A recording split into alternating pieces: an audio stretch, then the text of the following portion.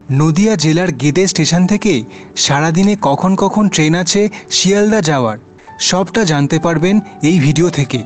গেদে থেকে শিয়ালদার রেলপথের দূরত্ব 119 কিলোমিটার, সময় লাগে 2 ঘন্টা 40 মিনিট, ভাড়া 30 টাকা। প্রথম ট্রেন গেদে থেকে ছাড়ে ভোর 3:50-এ, গেদে শিয়ালদা লোকাল। তারপর আছে ভোর 5:02-তে ট্রেন নাম্বার 30142, এটা গেদে মাঝেরহাট লোকাল, দমদম পর্যন্ত যায়। তারপর সার্কুলার রেল লাইনটা ধরে পাতিপুকুর কলকাতা স্টেশন হয়ে মাঝেরহাট যায়। তাই আপনি চাইলে দমদমেও নেমে যেতে পারেন।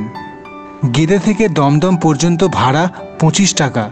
তারপর আছে সকাল 7:07-এ, শিয়ালদা ঢোকায় 9:52-তে। তারপর আছে গেদে থেকে 8:48-এ, পরেরটা 10:40।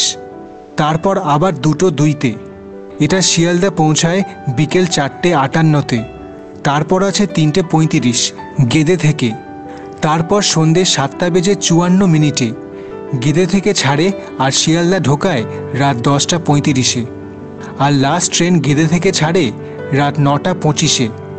শিয়ালদা ঢুকতে ঢুকতে রাত 12:02 হয়ে যায়।